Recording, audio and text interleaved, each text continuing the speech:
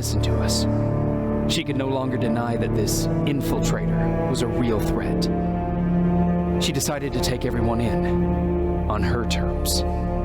The shelter was on high alert, but thanks to the intel I gathered in Pasadena, we slowed the advance of the Annihilation Line and gained some time. Just enough to start preparing the counterattack.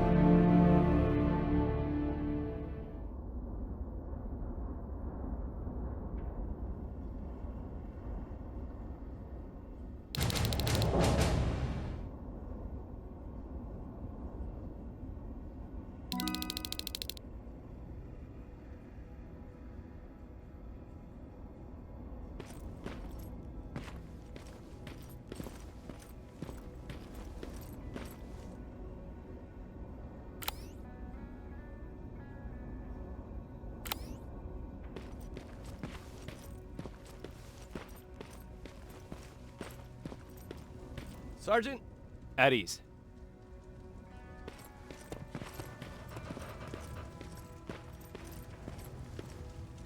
Well, look at you, Sergeant. When you helped us in Pasadena the other day, I was trying really hard not to panic because you were only a private. Sorry for underestimating you. I guess I should salute or something?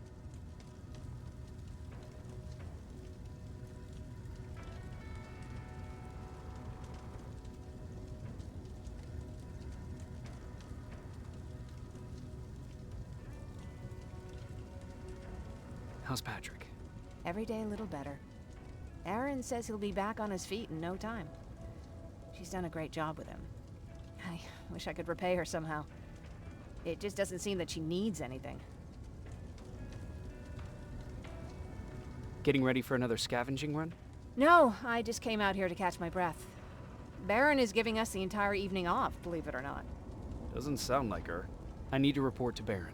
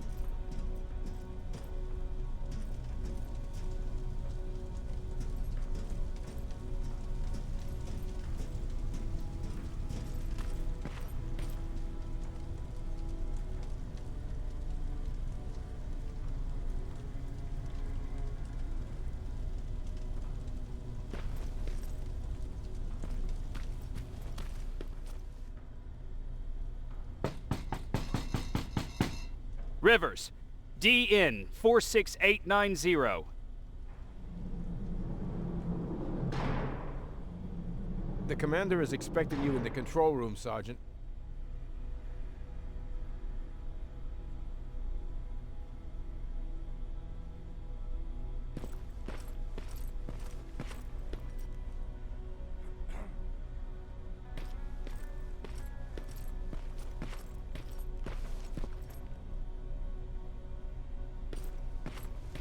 Maraschino cherries again.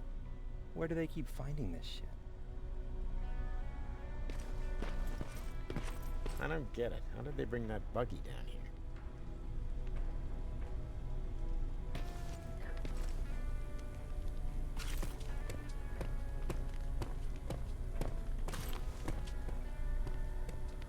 Hey, I'm just catching up with Mark. I'll get back to work in a couple of minutes. You won't tell, right? But no, seriously, you won't tell, right?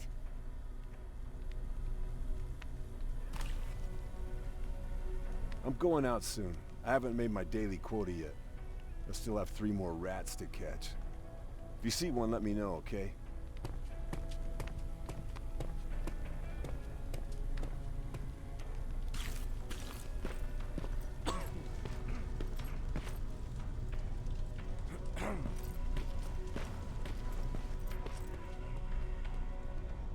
Hey Ryan, how's everything?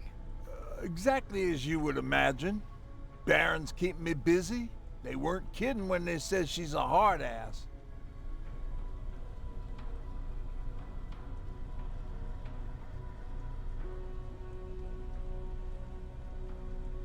What happened after you started your camp?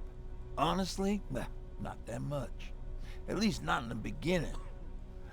When we gave up on the idea of getting in touch with anyone, we just tried to adapt. Temperatures fell, we had to scavenge for food. All of a sudden, that became our life.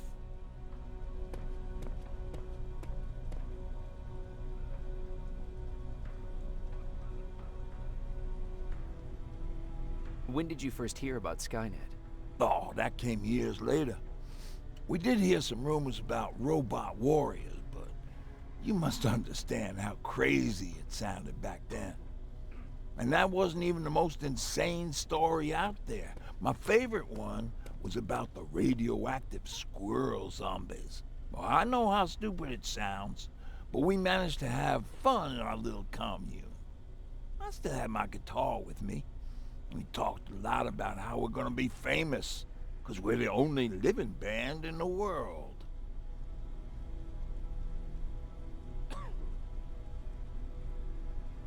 You played in a band. I did. One of the few things I was better at than Tucker. He didn't have much talent, but he loved the idea of sex, drugs, and rock and roll, especially the first two. We were just stupid kids, not realizing what was going on. We paid the price for it the first time we saw a tin can. I was tuning my guitar when I heard a strange noise. I found out later that it was a T-400. Must have heard me play. It didn't even have the decency to look scary. Maybe if it did, we wouldn't have just stood there when it started firing.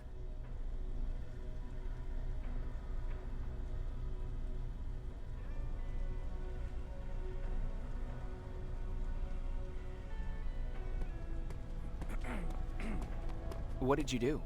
I froze. I didn't run to help. I didn't scream.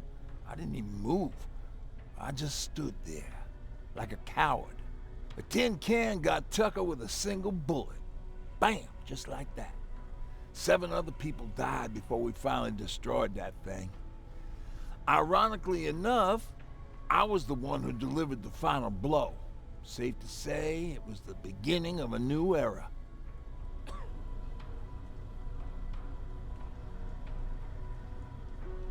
What did you hear? A lot of rumors going around of how she's sending insubordinate workers to the front line. And by insubordinate, I mean people who ain't willing to work 18 hours a day. Every day.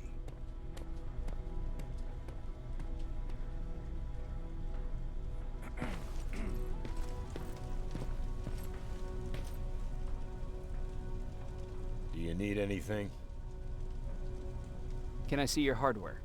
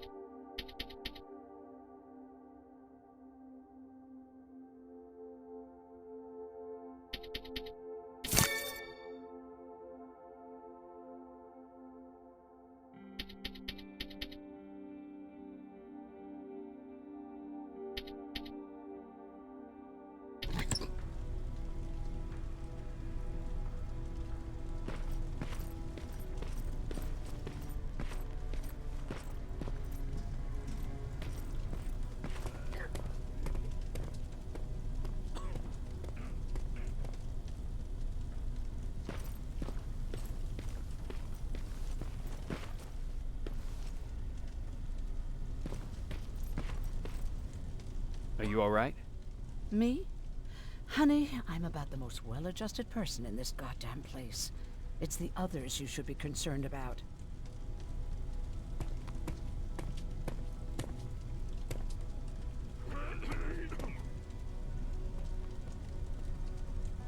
How's Patrick doing? He's fine, but it wouldn't kill you if you checked on him yourself. You mean Ryan? Ryan ain't so hot either, but that's another story. Jennifer? I'm worried about her. I'm the one that asked Baron to give her team a little break. Jennifer's been busy scavenging supplies for the soldiers, and she hardly had time to see Patrick. And now she's finally got a day off. She's avoiding him like the plague. Is there anything you need? No.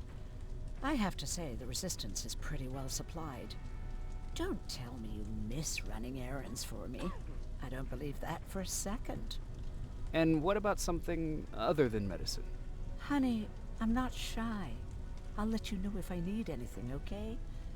But thank you for asking. Take care.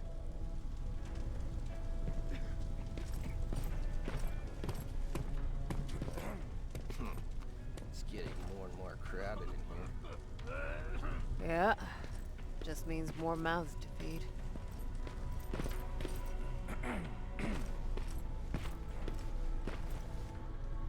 How are you doing? Good. Erin's going to let me leave in a couple of days. Thanks for bringing that chalk.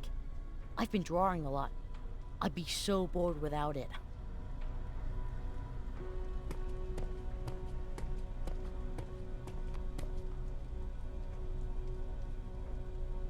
How's Jennifer? She's out a lot, but I understand. She's a scavenger. How do you like living in the shelter? There's a lot of people here. I like that. I heard a funny joke yesterday. You want to hear it? Yeah, tell me. What's brown and sticky? A stick. That's funny. I know, right? I have to go.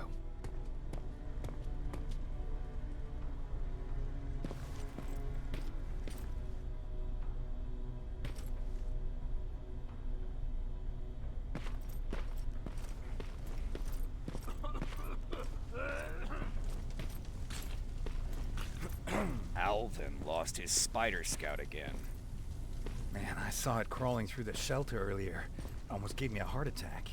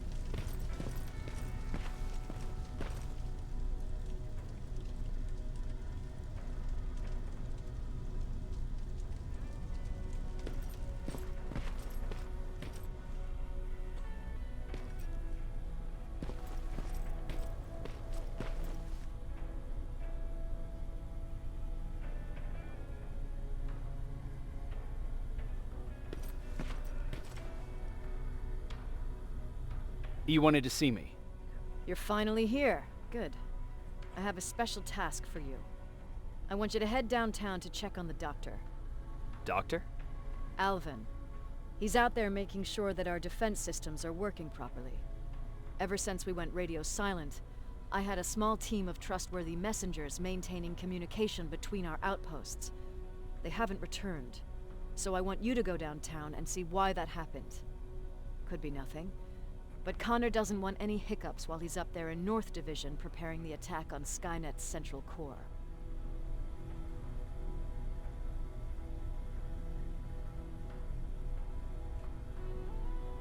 Is there a problem with the radio?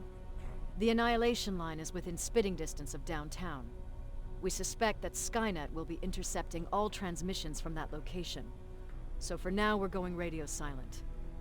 That's why I need you to go there personally.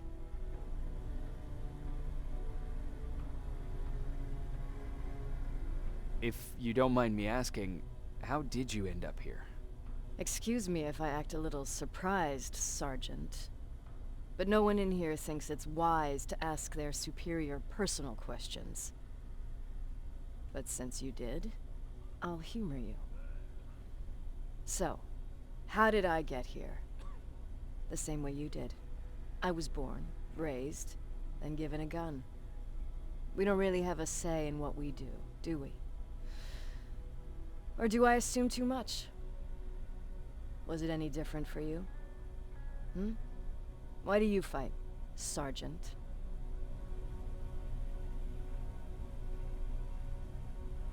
It's the right thing to do. There's nothing noble in what we do. Humans were fighting humans since the beginning of time. It just so happens that right now we have a common enemy. If it wasn't for the machines, we'd probably be fighting each other.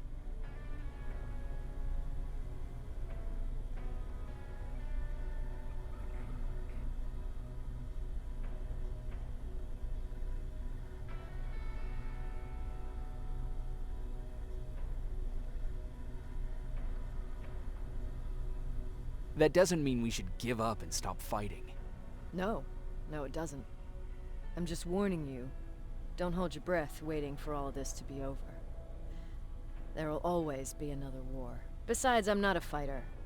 When I go out there in the middle of the night with my Westinghouse, I'm not looking for a fight. I look to seek and conquer. I'm not a fighter. I'm a bully.